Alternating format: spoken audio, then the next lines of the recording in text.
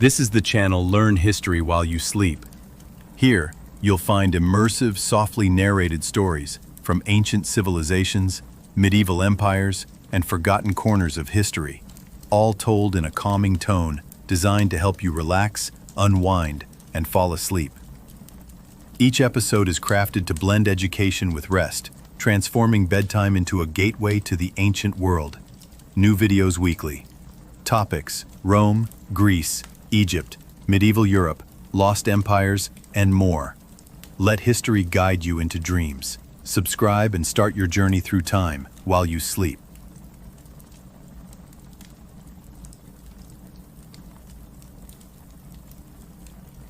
Would you drink the blood of a dying man? It's a question that would horrify most of us today. But in ancient Rome, some believed it was not only acceptable, it was healing. Gladiator blood, specifically, was considered a powerful medicine. Physicians claimed it could cure epilepsy, restore energy, even transfer the strength and spirit of the fallen fighter to the drinker. This was not merely superstition, it was part of a worldview, complex, symbolic, and deeply ritualized, where magic, science, religion, and spectacle intertwined. So tonight, as you relax and let your thoughts drift gently, we will journey back nearly 2,000 years to a world where healing often required faith, where doctors stood not only in clinics but among crowds in roaring amphitheaters, and where the line between treatment and theater was disturbingly thin. Let us begin. The Roman Empire, vast and multicultural, inherited much of its medical knowledge from Greece. The teachings of Hippocrates, compiled in over 60 medical texts, emphasized observation, balance, and the theory of humors. Later, Galen of Pergamum, one of the most influential physicians in history, built upon this legacy with complex anatomical theories. His work would dominate Western medicine for over a millennium. Yet even Galen, brilliant as he was, lived in a world where medicine coexisted with myth, and within that world, the blood of a gladiator became something sacred. The belief that blood carried vital essence, life force, was widespread in antiquity. Across Mesopotamia, Egypt, and Greece, blood was symbolic.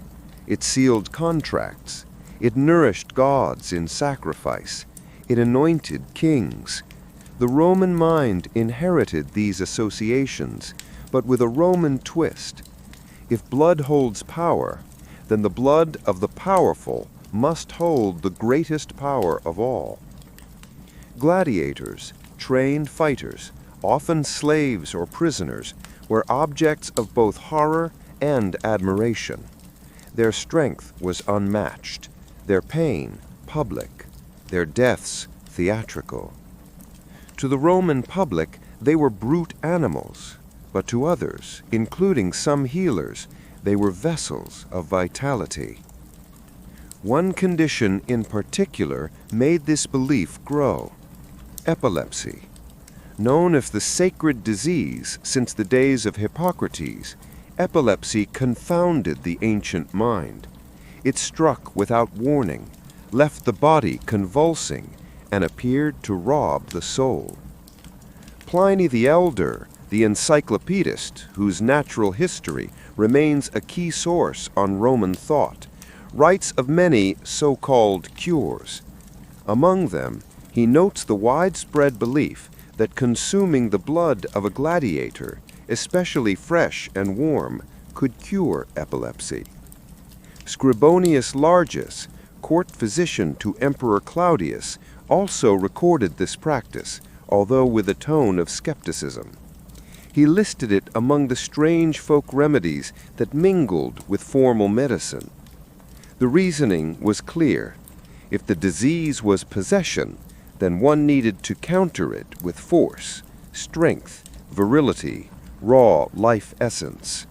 And who better embodied this than the dying champion of the arena?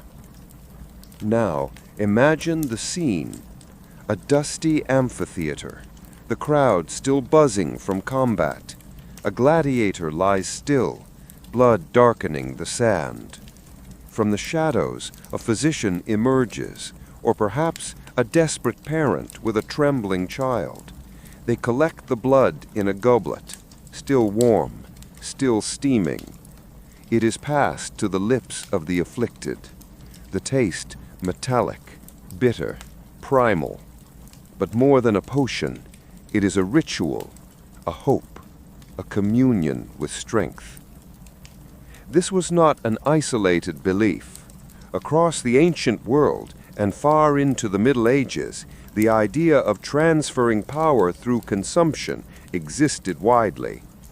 Anthropologists call it sympathetic magic, the belief that ingesting part of a being could transfer its essence.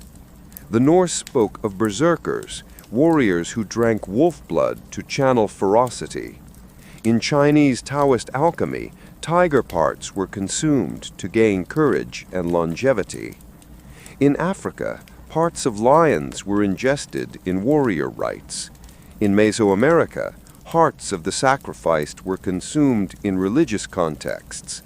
Rome was not unique, but Rome, being Rome, institutionalized the practice.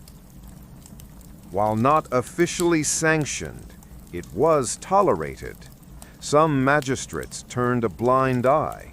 Some vendors, opportunists, bottled and sold blood under the table.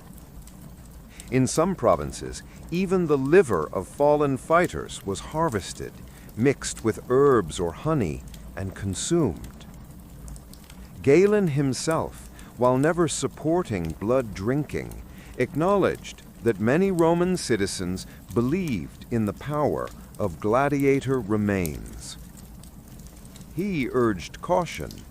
He called such practices superstition, remnants of a darker, earlier age. But public fascination persisted. As Christianity gained prominence in the 2nd and 3rd centuries AD, this began to change. Christian theologians, Tertullian, Lactantius, and Augustine, condemned the games. They called them brutal, ungodly, degrading to the soul. The drinking of human blood, an act once framed as medicinal, became viewed as barbaric. Yet irony lingers, for early Christian liturgy spoke symbolically of drinking the blood of Christ in sacred communion. The symbolism, the sanctity of blood, never truly disappeared. By the time gladiatorial combat was outlawed in the 5th century AD under Emperor Honorius, the rituals surrounding blood consumption had faded, but echoes remained. In medieval Europe, executioners were sometimes paid extra to collect the blood of freshly executed criminals. People lined up to buy it, especially for epilepsy and strokes. A 16th century German manual refers to it as warm remedy for the trembling soul. In 17th century England, mummy powder, ground up human remains, was sold as medicine. And even in Victorian times, so-called corpse medicine lingered on the fringes. What does all of this tell us? That across time, across empires, the fear of illness, the desire for strength, the yearning to control fate led humans down strange, dark paths. Epilepsy terrified the Romans because it defied reason, and when reason fails, we reach for ritual. We sip the blood of the strong, we chant, we hope. Tonight, as you drift deeper into rest, consider the strange lineage of medicine and myth. The story of gladiator blood is not merely bizarre, it is a window into ancient fears, ancient hopes, ancient bodies trembling in the dark. It is a story not of monsters, but of humans, and it endures. Queries facts. Gladiators were called hordeari, or barley men, due to their plant-based diets, which were designed to bulk them up and make their bodies absorb more damage in battle. The philosopher Galen performed anatomical dissections on animals, not humans. Roman law prohibited it, which limited his accuracy but didn't stop his influence. Pliny the Elder died during the eruption of Vesuvius in 79 AD, yet his encyclopedia, Naturalis Historia, contains over 37 books, including medical recipes using blood, bile, and excrement. Some Roman physicians claimed the blood had to be drunk immediately after death, no cooling allowed, to preserve its spiritus vitalis, or vital spirit. In medieval Prague, executioners had contracts to sell the blood of the condemned, with prices varying based on the crime. In 19th century France, some pharmacies stocked remedies that included dried human skull powder prescribed for migraines. Sleep well, knowing that history's strangest rituals were born not of madness, but of yearning, and that through ritual, myth, and blood, humanity has always sought healing in the most unexpected places.